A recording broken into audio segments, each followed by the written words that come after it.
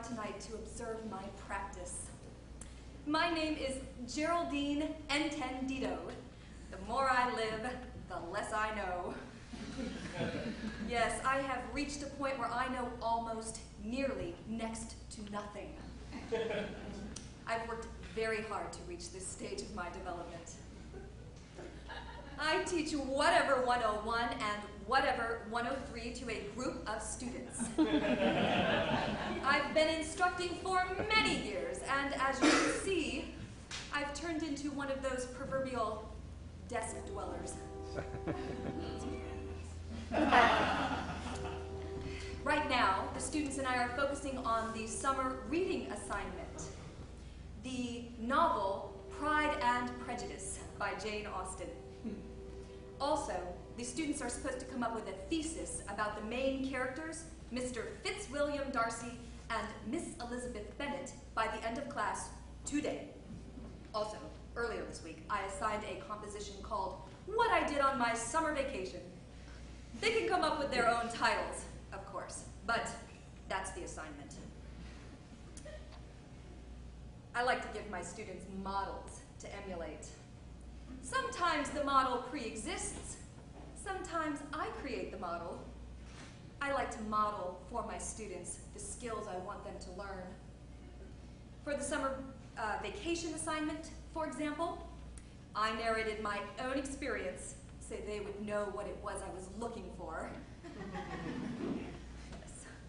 And I had the most incredible experience this summer. The administration sent me on an educational tour to the Middle East. Huh? They want me to help them update the curriculum. Make it more multi-culti, relevant to the students' lives. Given the current state of the world, the Middle East seems the place to be for this kind of curriculum work.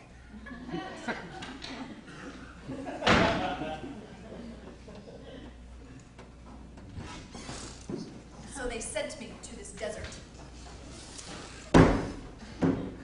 I'm not exactly sure which desert.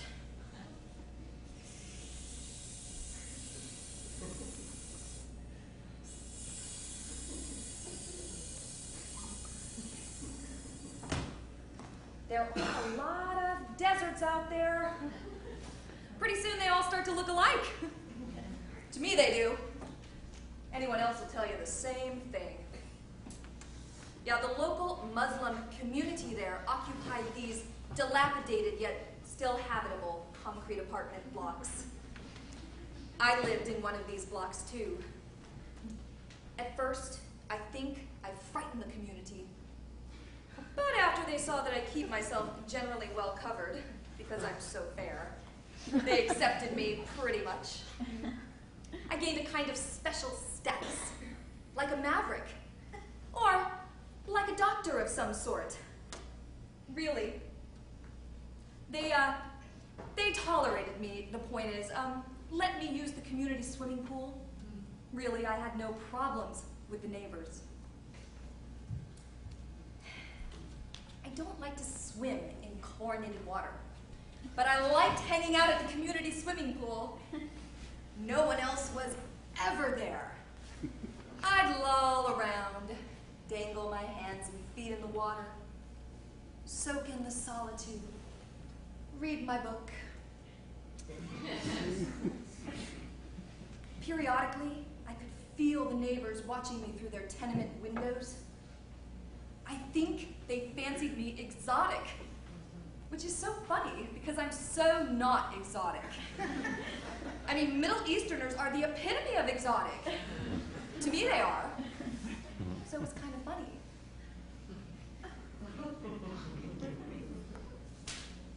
One day I was lolling at the pool, as usual. I remember I was reading the definition of the word tapeworm when I looked up and spotted two dangerous-looking strangers headed for me. At first, I figured them for Bedouins, you know, just passing through, but then I noticed they were walking straight for me. Well, I rolled over, jumped up, and tried to get away. But they trapped me. These guys looked treacherous. like terrorists, which, it turns out, they were. One of them hands me this object. Here, says the first terrorist, this is a dirty bomb. It is your responsibility to disengage it, otherwise your community will suffer a terrible fate. But this is not really my community, I said, hoping these guys would realize their mistake. It does not matter, says the second terrorist. It is still your responsibility. Then they run away. When I look at the bomb, I have to laugh. But I can't laugh long, because hidden in its belly is a clock, and I realize that this Buddha is therefore a bomb, and that while the situation makes no sense to me whatsoever, I can waste no time. I have to act fast, otherwise my community will suffer a terrible fate. I run to the crest of a nearby hill, hoping I can throw the bomb far enough so that the poisons avoid my community. But there is another community on the other side of the hill, so I can't throw it there. I run to the crest of another hill with a similar hope. There is another, different community on the other side of that hill. I run to the crests of the hills surrounding my community, all the hills, but there are people everywhere. Finally, out of desperation, I sprint back to the community swimming pool and throw the bomb into the chlorinated water. It explodes like a geyser, cascading millions of irradiated raindrops all over my community and me. At that moment, I have no idea if I have just helped my community or if I have just made everything 1,000,000 times worse. Well, the administration yanked me back to my desk so fast, I could not even say salam alaikum to my community. I feel fine. The administration has ordered some tests on me to see how the whole shebang affected me. But I have to wait for my new insurance card to arrive before I can take the test.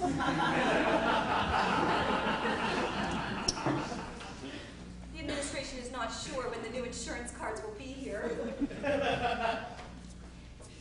In the meantime, I align curriculum, design rubrics, establish objectives, set standards, plan lessons, prepare generally. These are reading tests on Pride and Prejudice to see if my students actually read the book.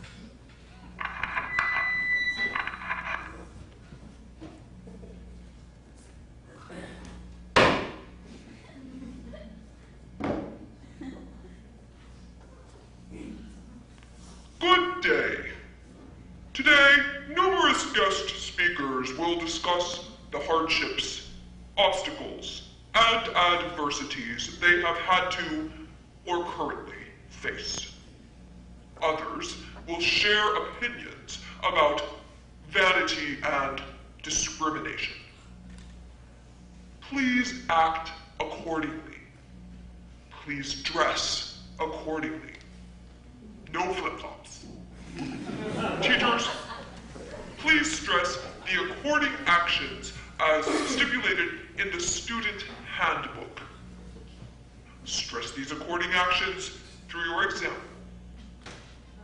Also, the administration has not only endeavored to keep the following state of affairs as balanced as possible, but we have also considered the limitations and requirements of physical liberty.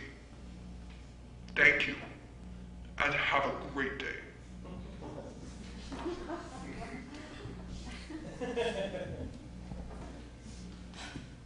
It's not vanity and discrimination. It's pride and prejudice. The administration can get a little confused. I just have a few more things to do before my students arrive today.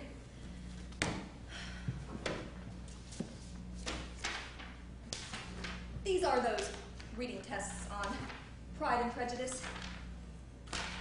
I keep putting off grading them, but I have to grade them now because, well, I've got boatloads of summer vacation assignments coming in tomorrow, and Pride and Prejudice papers due in a couple weeks. Right now, I'm eyeballing them. Getting a feel for them. Organizing them generally before I begin the actual grading process. Yes. Grading is the worst part of the job. It's so subjective.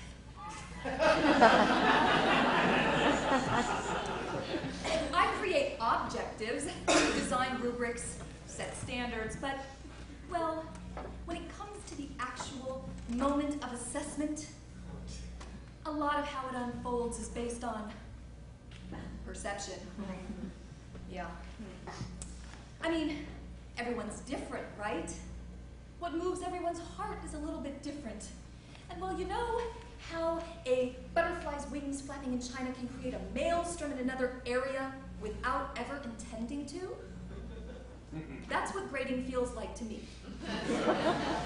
Or like the way a tapeworm can go unnoticed until it's too late to do anything about it. Yes, really, that can happen. I've done the research. Oh, I mean, I toil creating objectives, setting high standards, teaching them about positive feedback, and then I have to find the time and the energy to assess how much or well they have toiled to meet my objectives, my standards, my therefores. Oh, I do fully understand the need for objectives and goals, rules and regulations, norming processes, general good health.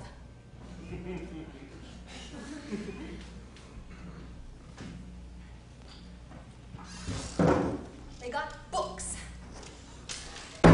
where you can read all about assessment, like authentic assessment, criteria-based assessment, norm-based assessment, informal assessment, peer assessment, performance assessment, standardized assessment, written assessment, verbal assessment,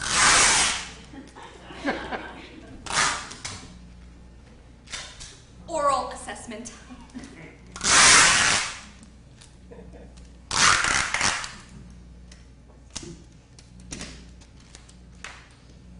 Yes, but they don't teach you right.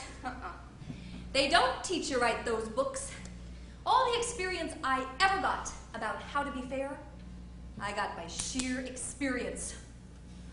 Yeah. For example, it is very important for the rubric to be clear and precise so that the students know in which direction they're supposed to go. There are a lot of seminars you can take on this subject, but I say, teach what you love, and the learning will take care of itself. Like that whole money thing.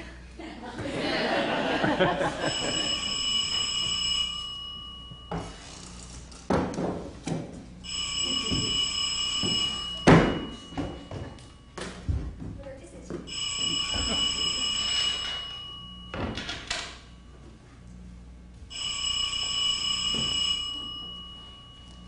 Hello? Mr. Darcy! Hi! How are you? Oh, God, I'm so glad you called.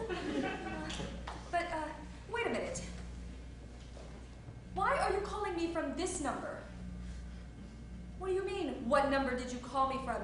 You called me! Don Quixote. Yeah. Privacy? Huh? I think it's a bad connection. Oh, there you are. Are you in private now? Good. So, what's up?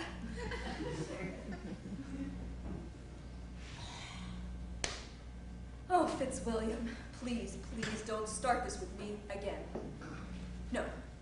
I know. You have to meet her. It's your density. Yeah. It's just a joke. No, look, I'm not upset. I know. You know, it's not like I expect you not to meet her. It's just that, well, every time this happens, it takes a little something I don't know out of my heart, and I just don't know how much longer I can go on doing this with you. Yes, I know that Pride and Prejudice only lasts for 254 pages, but there's no guarantee that you'll call when it's over, Fitz. I never know if I'm going to hear from you or not after you and Elizabeth, you know, end the book or not. Well, yeah, I do like her. Yeah, I wish I were she. Sometimes. Not all the time. Yeah. Yeah, Jane Austen and I are total buds. Why? Look, Fitz, can you not understand that I want to be with someone who wants to be only with me? Yeah, I don't know. Maybe like Levin from Anna Karenina? Yeah, Kitty. Okay, maybe Jason from The Sound and the Fury. Yeah, I know he's an asshole, but at least he doesn't have a girlfriend. I know. You always tell me this. You're the best master. All your servants say so. Yeah, excellent recommendations. No, I'm serious, really. Look, Darcy, I don't think we need to continue what we're doing here, whatever it is. So, don't call me, okay? Wait for me to call you the next time, okay?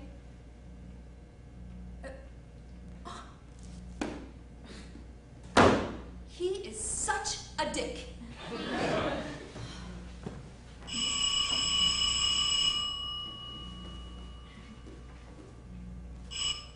Hello?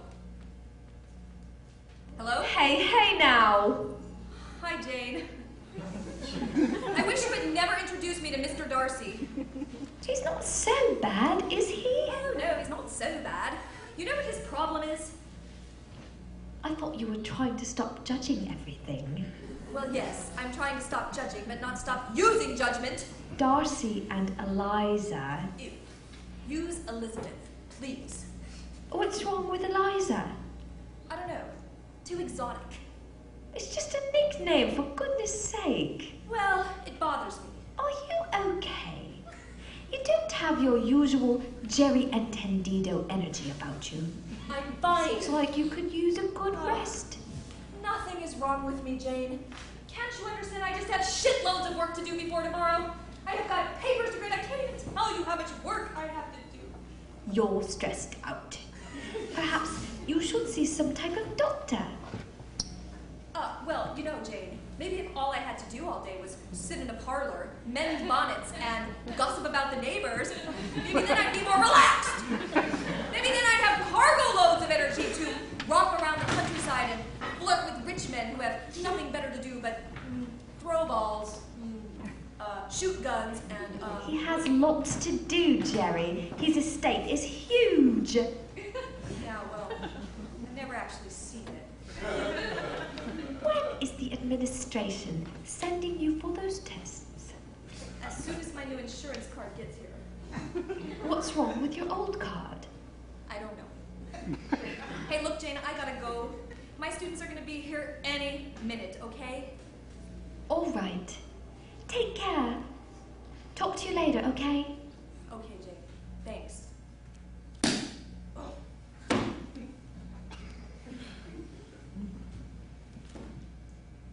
Don't call me. I'll call you.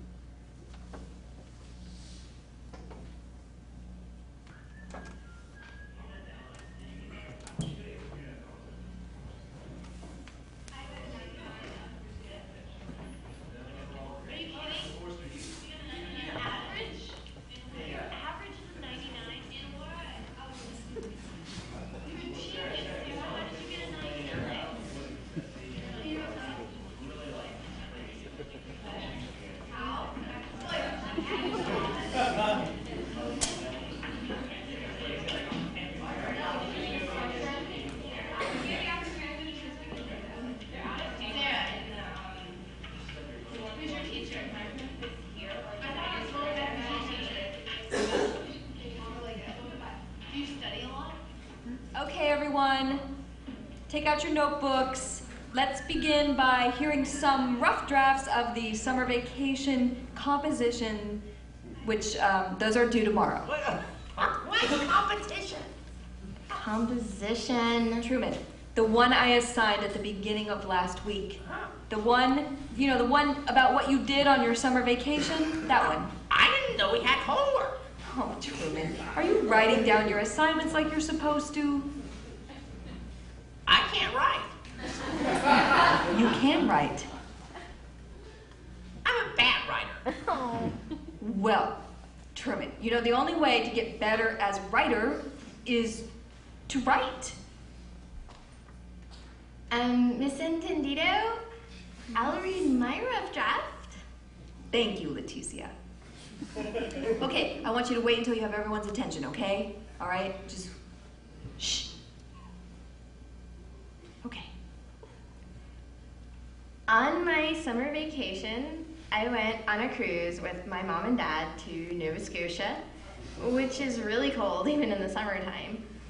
And so on the way back home, the cruise ship broke down in mid-Atlantic, and we had to be rescued by a merchant vessel, which was nearby. As we were passing from our broken ship to the merchant ship, I accidentally fell off the boat and into the middle of the mid-Atlantic. Class, shh, shh. Leticia, please continue. Shh. Okay, somehow in the ocean, I lost the necessity to breathe. And I sank to the bottom of the sea, and I landed next to this small underwater vent with metal models of fish lying next to it. And one group was a school of black-tipped sharks, and another was a school of hammerhead sharks. While the remaining group was a school of small bait fish. I sat there wondering why the heck are these metal fish at the bottom of the ocean? And suddenly, the underwater vent expelled a massive amount of bubbles, and all the metal fish came to life. No, shh. Shh. Leticia, please continue. Okay, the school of baitfish swirled around me while the two groups of sharks circled above me. The baitfish were an electric blue with silver dorsal fins. The black-tipped sharks spanned 10 feet long, and the hammerheads 12 feet long. The sharks attacked the baitfish and ate all of them in a few seconds. Then they all swam away, only to come back again all at once, readying to rip me limb by limb. I swam as hard as I could back to the surface of the ocean. When I reached the surface, I could hear my dad yelling for me. Leticia, wow. That is some experience. That didn't happen. Yes, it did. That is a really, really amazing experience, Leticia. I love the part about the underwater vent. It doesn't make sense. Well, It happened, Truman. Shut up. it makes some sense. You're lying. Truman, please go wait for me in the hall. What? I didn't do anything. Truman, just go. Leticia, come over here. Let me look at that composition for a minute.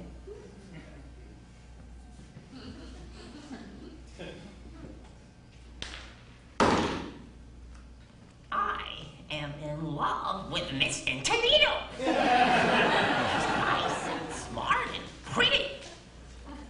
And I can tell she likes me because she always singles me out. Miss Entendido tells us to try and look at the world through the corners of our eyes. She says geniuses do this. And I am a genius. Therefore, I have been looking at the world through the corners of my eyes. But looking like this for too long, the world starts to seem especially unstable, if you will. Everything whirls around and I get kind of nauseous. really nauseous. Plus, my eyes hurt. Like this morning, I was looking at the oatmeal from the corners of my eyes. And my mom saw me doing it and told me to stop because my eyes could stay that way.